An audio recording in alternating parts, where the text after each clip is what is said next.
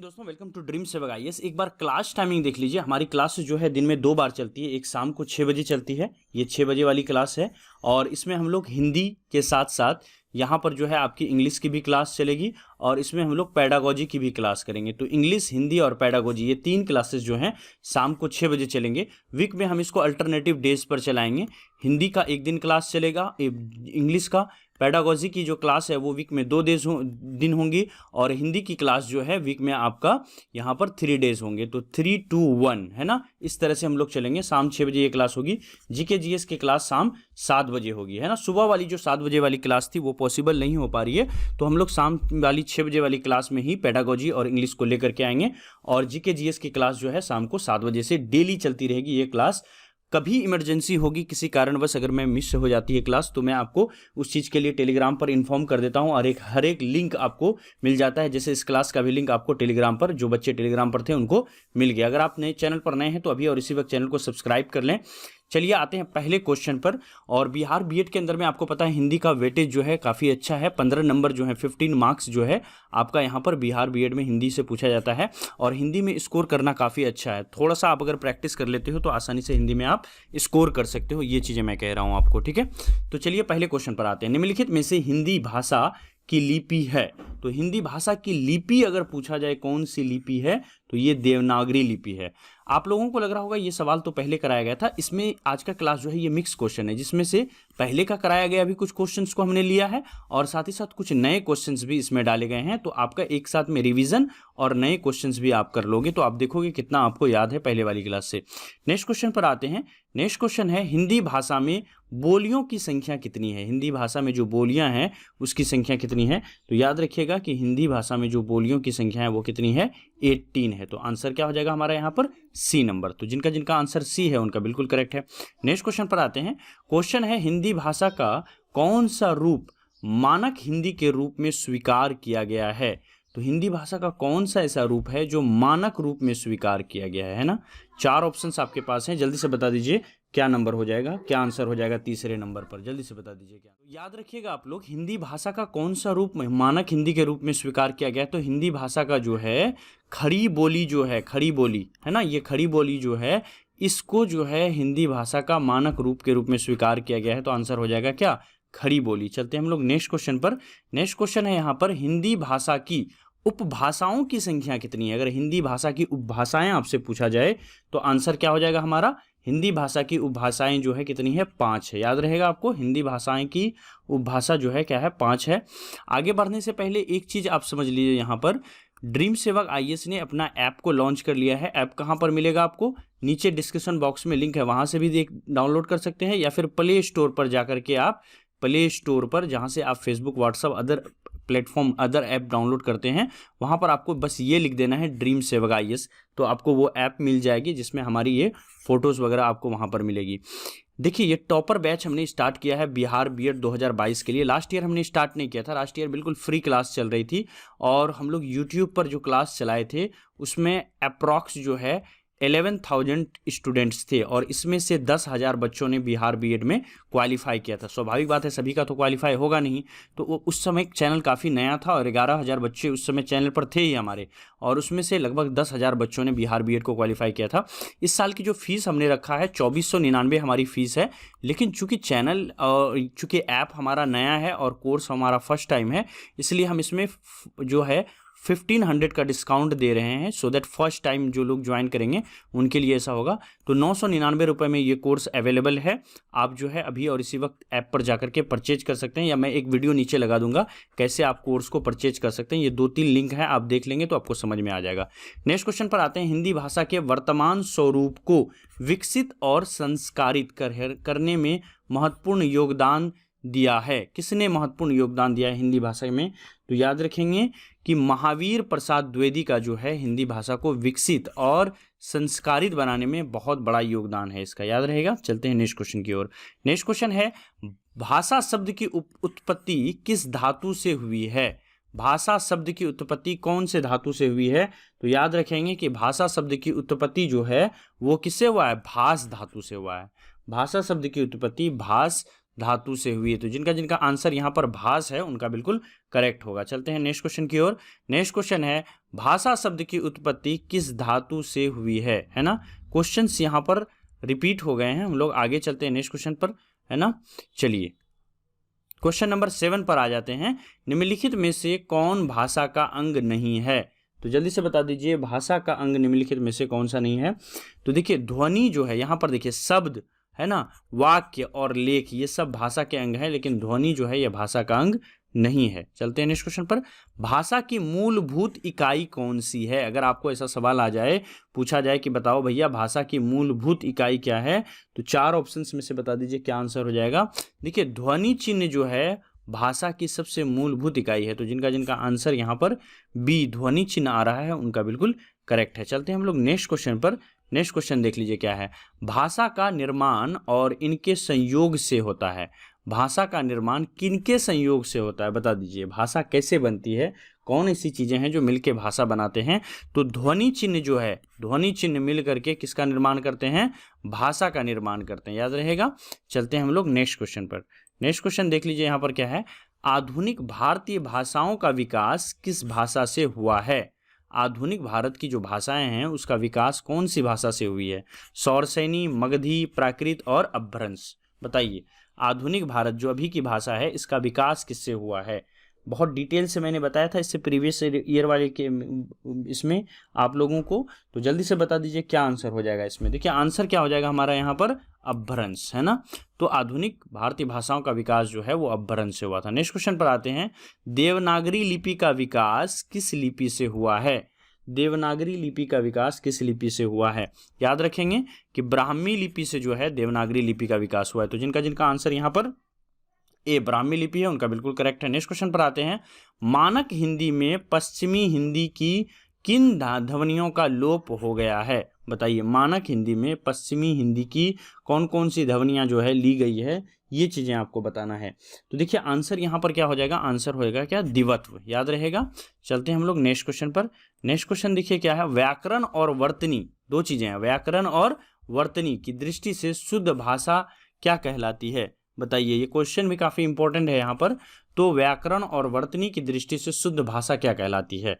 व्याकरण और वर्तनी की दृष्टि से शुद्ध भाषा क्या कहलाती है? 13 नंबर में देखिए 13 नंबर में आंसर यहाँ पर हो जाएगा हमारा क्या? डी नंबर में मानक भाषाएं, है ना, मानक भाषा कहलाती है।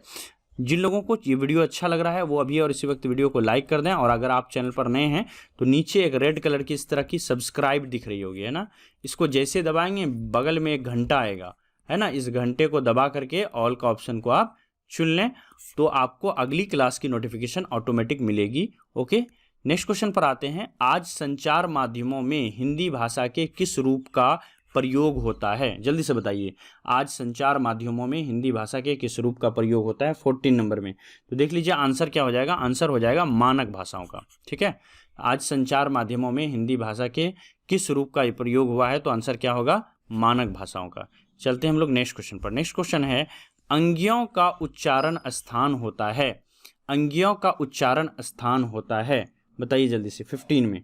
तो देखिए अंगियों का उच्चारण स्थान क्या होता है? नासिक्य होता है। अंगियों का उच्चारण स्थान नासिक्य होता है। तो जिनका जिनका आंसर यहाँ पर ए नासिक्य है उनका बिल्कुल करेक्ट है। चलते हैं हम लोग नेक्स्ट क्वेश्चन पर। नेक्स्ट क्वेश्चन है, संघ की भाषा हिंदी और लिपि देवनागरी होगी। संघ की भाषा जो है वो हिंदी होगी, और ये हिंदी जो है कौन सी लिपि का इस्तेमाल हम लोग करेंगे? तो आंसर क्या होगा? देवनागरी लिपि का। ये संविधान के किस अनुच्छेद में लिखा है कि भारत का जो भाषा है वो हिंदी होगा, और लिपि में अगर पूछा जाए कौन सी होगा तो देवनागरी होगा? 16 में। जल्दी से बताइए। तो देखिए 16 नंबर क्वेश्चन का आंसर काफी लोग सही दे रहे हैं। 16 नंबर का आंसर यहाँ पर हो जाएगा, है ना, यहाँ पर 343। क्या आंसर हो जाएगा? 343। चलते हैं नेक्स्ट क्वेश्चन पर। चलिए नेक्स्ट क्वेश्चन पर आते हैं। नेक्स्ट क्वेश्चन है यहाँ पर, हिंदी दिवस किस तिथि को मनाया जाता है? हिंदी दिवस किस तिथि को मनाया जाता है? जल्दी से बताइए, हिंदी दिवस किस तिथि को मनाया जाता है? हिंदी का कड़क सवाल है, ये सवाल जो है काफी बनता है ना हिंदी में। तो देखिए आंसर हो जाएगा यहाँ पर कि हिंदी दिवस जो है 14 सितंबर को, हर साल 14 सितंबर को हम लोग क्या करते हैं? हिंदी दिवस के तौर पर मनाते हैं। तो काफी इंपॉर्टेंट हो जाता है। नेक्स्ट क्वेश्चन पर आते हैं। हिंदी को भारत की राजभाषा के रूप में कब स्वीकार किया गया? जल्दी से बताइए, हिंदी को भारत का राजभाषा कब बनाया गया? 4 ऑप्शंस आपके नीचे दिए हुए हैं, जल्दी से देखिए और बताइए। चलिए मैं बता दूं, देखिए आंसर क्या हो जाएगा हमारा, आंसर होगा 14 सितंबर 1949 को। 14 सितंबर 1949 को, है ना, 14 सितंबर 1949 को हिंदी को क्या बनाया गया, हिंदी को राजभाषा घोषित किया गया। चलते हैं नेक्स्ट क्वेश्चन पर। नेक्स्ट क्वेश्चन है हमारा, कितने भारतीय राज्यों की राजभाषा हिंदी है? कितने ऐसे भारत के राज्य हैं जिसकी राजभाषा क्या है, हिंदी है? तो बहुत इंपॉर्टेंट सवाल है ये, जल्दी से बताइए। और ऐसे भी आपको as a good citizen of India याद होना चाहिए। तो 10 ऐसे स्टेट्स हैं जिनकी राजभाषा के जो है वो क्या है, हिंदी है। चलते हैं नेक्स्ट क्वेश्चन पर। देखिए अपभ्रंश भाषा का विकास इससे हुआ था, किससे अपभ्रंश भाषा का विकास हुआ था? ब्राह्मी से, लोक भाषा से, प्राकृत से, या फिर संस्कृत से? 4 ऑप्शन है आपके पास 20 नंबर में, जल्दी बताइए। तो देख लीजिए एक बार यहाँ पर 20 का आंसर जो यहाँ पर हमारा हो जाएगा वो होगा क्या, प्राकृत से। तो अपभ्रंश भाषा का विकास जो है किससे हुआ है, प्राकृत से हुआ है। तो यहाँ पर जितने लोगों का आंसर सी है उनका बिल्कुल यहाँ पर करेक्ट है। नेक्स्ट क्वेश्चन पर आते हैं, भारत में हिंदी भाषी राज्यों की संख्या कितनी है बताइए, 21 नंबर में, 21 में।